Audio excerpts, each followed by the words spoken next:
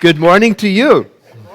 I am Edward Fillion, and I am here to talk to you today about all sorts of things. Let's begin with our affirmation for this month. Won't you read it with me? I advocate for freedom of thought, and today's topic is living in choice. And the theme for the whole month is creativity. So when I put that all together, freedom of thought, creativity, choice, it makes me think of consequences, right? The creative consequences of our choices, but not in a scary way, not in a blaming way, like when my dog Cooper has done something bad and I say, "What have you done?" when we both know what he's done. No, it's different. This is rather more like we're just trying to become more aware of how life works. In other words, we're waking up a little bit more to the connection between creativity, choices, and how consequences are connected. And by the way, not all consequences are bad. There are both positive and negative consequences that flow from our life choices and activities. I remember reading Donald Altman. He wrote that beautiful book about mindfulness, living a mindful life. And in it, I don't remember the exact phrase, but he wrote something about how living a mindful life has something to do with owning up, owning the emotional wake left behind by our words and deeds. Oh, I love that. I've never forgotten that, especially that word, wake.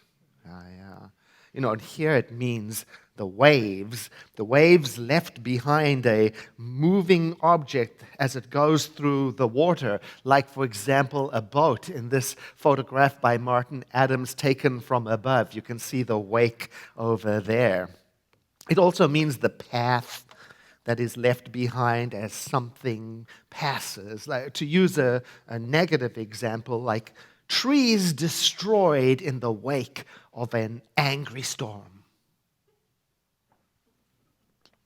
You and I leave a wake behind us as we move through life. It doesn't have to be destructive like an angry storm, though. That's where choice comes in. It has been a popular thing to say, I'm not responsible for how you react. I'm not responsible for how you think or feel. That's your choice. It turns out that there's a little more to it than that. It's a little more complicated than that. Because of the interconnectedness of all life, the wake I leave behind me ripples out through and over life. So yes, words do matter. Actions do matter. Intention really matters. Thoughts and feelings matter because they are all creative and powerful, and they leave behind them an ever-widening ripple of influences and consequences. That's how it is. Kevin and I were on a mini vacation. We were in Italy, and we went to Cinque Terre. I don't know if you've been there. It's a national park now. It's 5 small villages perched on cliff sides on the ocean. Very, very beautiful. So we decided to take a sunset boat ride so we could see the small villages from the ocean as the sun was setting. Very beautiful, And at one point, a larger party boat approached straight for us, moving very fast. And our captain had to react quickly. He had to turn the boat to face directly into the waves caused by the party boat. You see, if the captain wasn't paying attention, or if he just decided, I'm going to ignore the turbulence, if I can exaggerate, I can say we might have been capsized. You see, he had to turn into the waves and face it head on. He couldn't just go with the flow. And in that moment, our gentle sunset cruise was impacted by the wake of a fast-moving, rowdy party boat. It made me think about the consequences of my words and my deeds. They ripple out. They impact others. They could cause others to have to adjust and turn, cope, and deal. So, am I a rowdy party boat? Sometimes.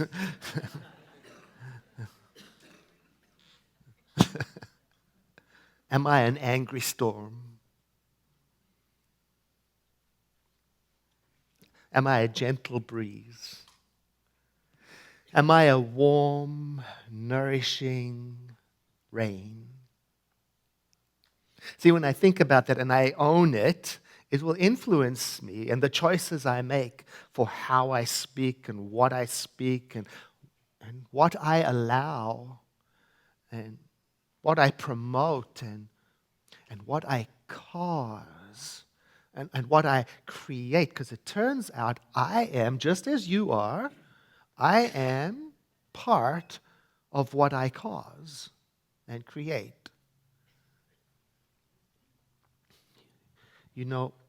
I take my time with you on Sunday mornings very seriously. I spend a lot of time during the week thinking about what am I going to say.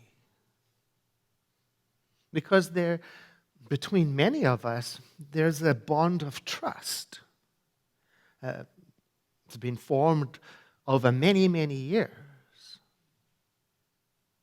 So if I were to say something hateful that stirred up hateful sentiments, it's not going to be enough for me to say, oh, well, that's not my fault. It's how you took it. It's not enough for me to say you're responsible for how you took it. Well, of course you are, and it would be foolhardy for us to think that we don't influence each other, especially when there is a bond of trust. I understand exactly what kind of privilege I have in my job and the responsibilities I have. And why stop here at work? Why not take that awareness of responsibility and influence and wake and take that into the home? Why not take that onto social media? Why not take that into my friendships and relationships? Because to me, freedom of choice and freedom of speech does not and cannot ever mean freedom from consequences. I must admit that I make waves. Just like you do. You make waves. And sometimes we have to deal with each other's turbulence. We can't ignore it. If we do, we might be capsized. I can't just ignore turbulence, not in my marriage, not in my friendships, not in my work, not in my nation, not in my thoughts, not in my feelings, because when I have, it's turned me upside down. No, the safe way is to turn into it head on so that the turbulent waves can be navigated safely, even neutralized. And today I want to explore some practices that we can practice that help neutralize turbulent times, practices that leave a wake behind me that I can feel good about, practices that don't turn other people's lives upside down. Now, they're simple, but very powerful, and not to be underestimated. And the first one is to practice micro meditation for beneficial consequences during turbulent times. You know, when turbulence is headed my way, it's helpful for me to remember to turn into life, not away from life, to really savor life in micro moments so that I'm not capsized by trips and falls and stumbles. Claire Weaver, a doctor in psychology today, writes a beautiful article titled Micro Meditation for Maniacs.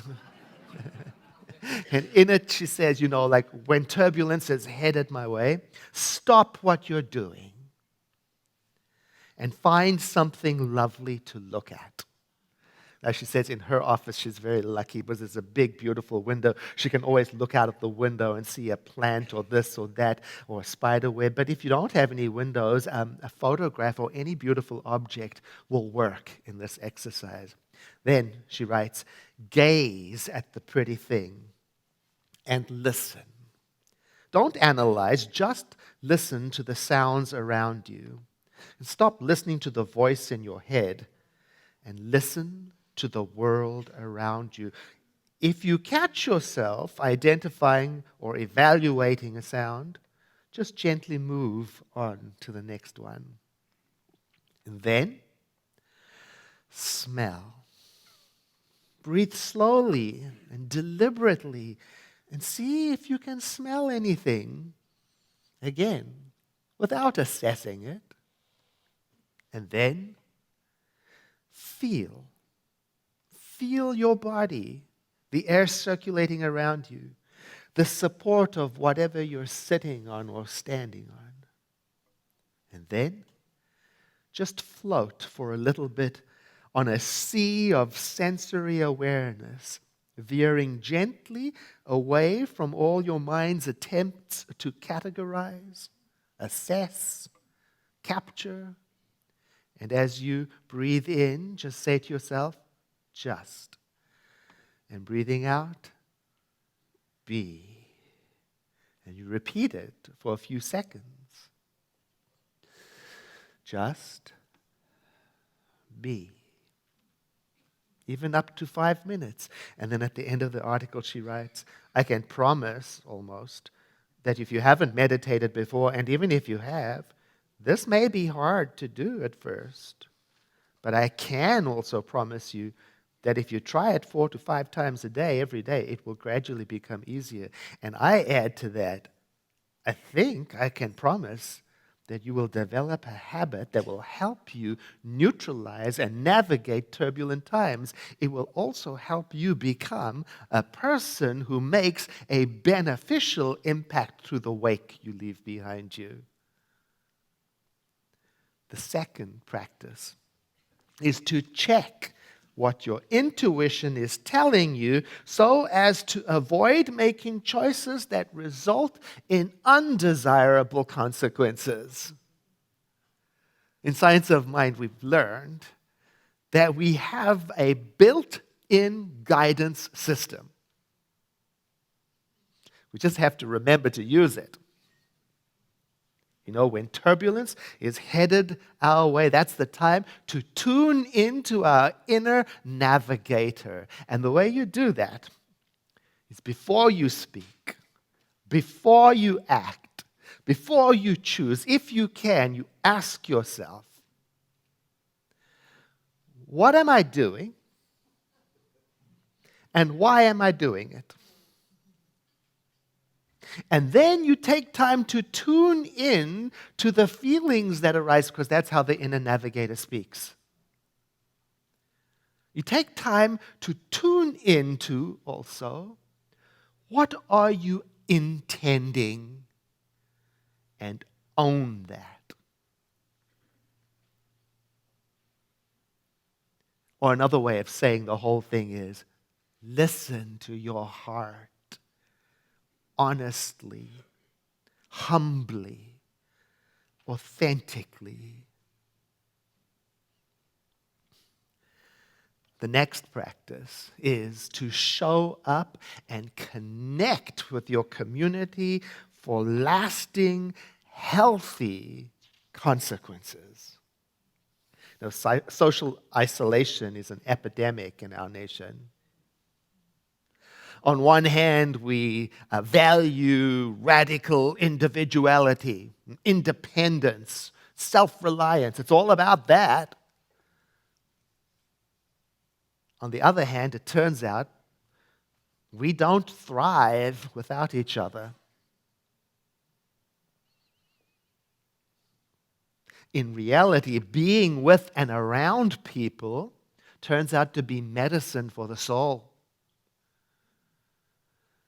It's as important as good food, nutrition, exercise, and spiritual practice. The good news about this, though, is that you and I don't have to like each other. We don't even have to agree with each other. We just have to be around each other.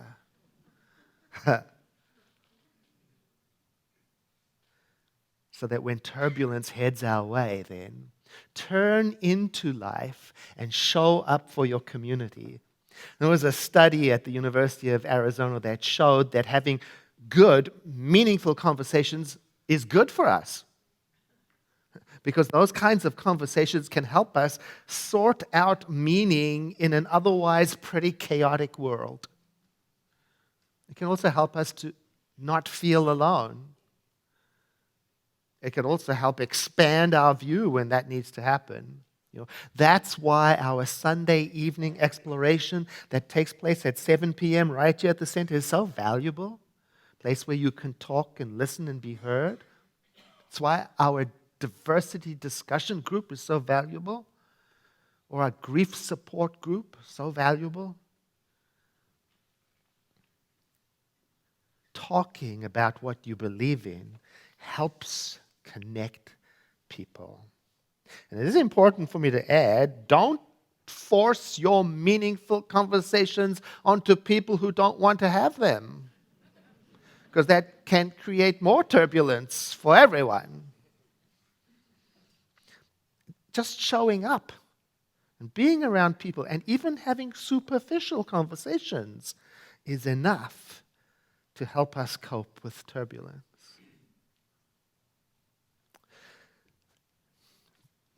The next step is to thrive where you are, regardless of the turbulence that life brings your way. Because don't you know, so many people think that the right job, or the right relationship, or the right circumstance, or the right politics, the right something is what will bring the special change in their lives that will result in the calm waters of happiness.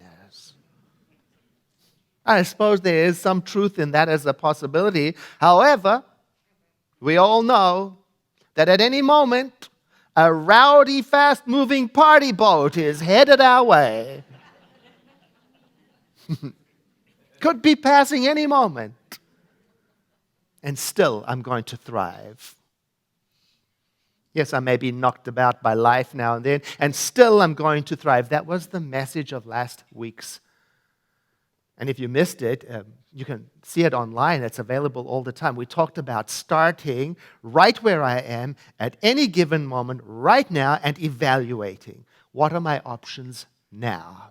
And while I'm doing that, to talk to myself, to remind myself, my mind is a center of creativity within the divine. I am here to calm the troubled waters. I am here as a function of the eternal peace of the divine that is showing up as me. Which leads me to the next gentle practice. Smile for immediate good consequences.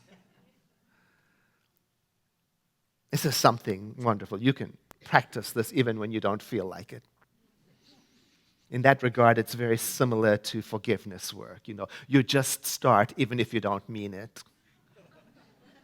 Yeah, it's miraculous. Smiling generates a mystical power, there's no doubt about it, and when practiced, may become habit forming.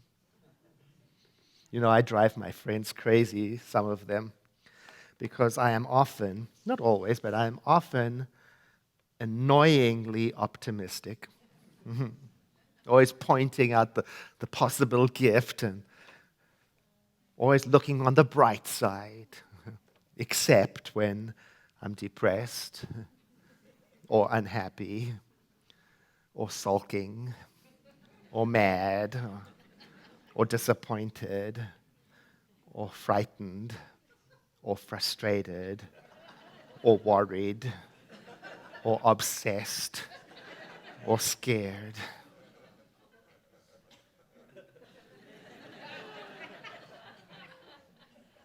You too?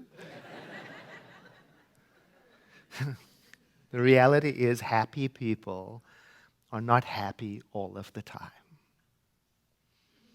It would be odd if they were. We all experience from time to time being sad, angry, disappointed, confused. Feeling pessimistic or negative now and then is normal. And if we find ourselves being persistently, ongoingly unhappy or depressed, it doesn't mean we are a spiritual failure. It means likely that you and I are going through something that we can't quite handle by ourselves. We all need help sometimes. That's normal. Even professional help, that's normal. I say that because depression is not something that you and I typically can smile our way through. Nevertheless, smiling has its own value, and it can certainly add to our healing process. An article by Dr. Mike Stybich says that smiling makes us attractive. We're drawn to it. So smiling, it turns out, is a mood changer. Apparently, it sends signals, triggers to our biology. And smiling is catchy. Do you know people smile back even though they don't know why? I'm trying to remember a situation. I can't remember it in detail, but I was dealing with somebody at a counter, and she was very grumpy. And I was smiling all the way through. And eventually, she looked up at me and said, "You know what?"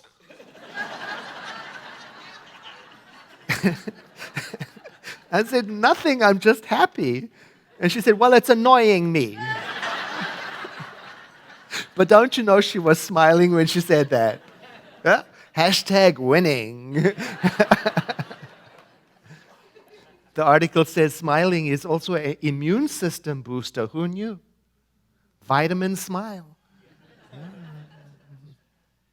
Apparently, it also reduces your blood pressure and it releases endorphins and serotonin. So it's like a natural high, a drug.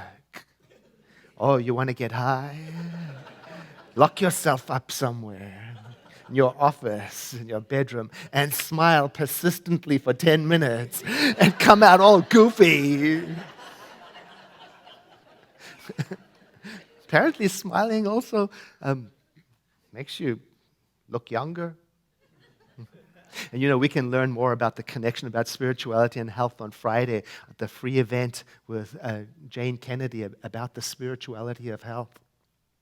Brings me to the last, two more to go. Wonderful. Nurture and care for friends for those soulful, deep, lasting consequences. And this is the sort of practice, try not to wait for turbulent times to practice this. I want to read to you from my book, Ordinary Goodness. It says, although many people may have hundreds of friends on social media, in reality, one person can nurture about 150 meaningful connections, whether that is on social media or in real life. The theoretical limit of 150 friends has become known as Dunbar's number after the psychologist who reported it. It appears that we have limited resources to commit to meaningful connections. We can either spread it thinly among many people or thickly among fewer people.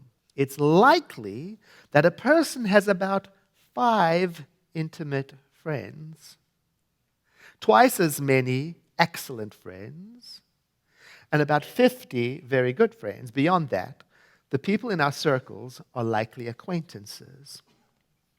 How well do you know the people in your circles? Who can you go to for compassionate support? So there's your homework. Try this. Write down on a piece of paper the names of the people you can count on to help you when you are troubled. You know, the people who you can call anytime? Then make a plan to connect with those people and water those plants. Feed those plants. And you know what? If you are having trouble making a list right now, it's okay. We talked about that last week. Today, just like every day, is a new day, and with it, a new beginning. Go ahead, practice all the other points on the list, and expect friendships to emerge from it.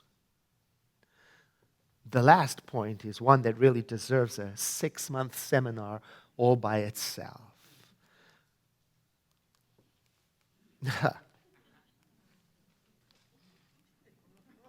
Yes, apparently, practice forgiveness. I'm forgiving the slideshow right now.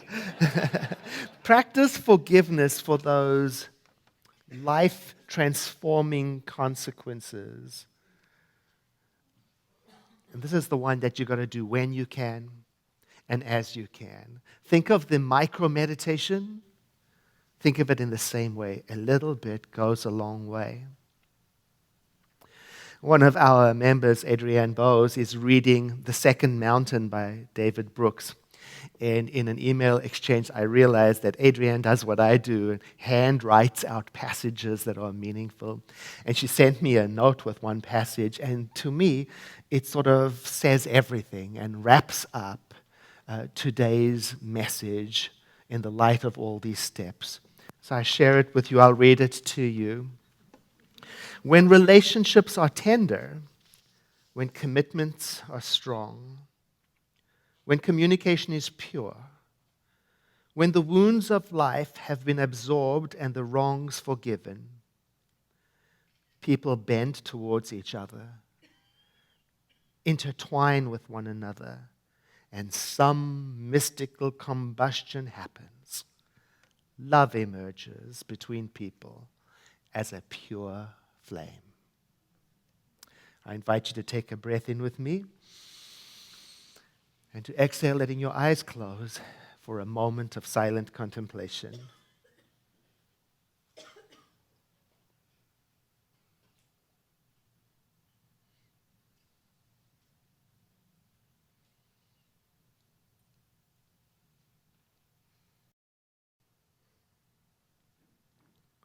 And to bring our silent time to a close, I invite you to let the next breath you take be much deeper than the one before, followed by a sigh,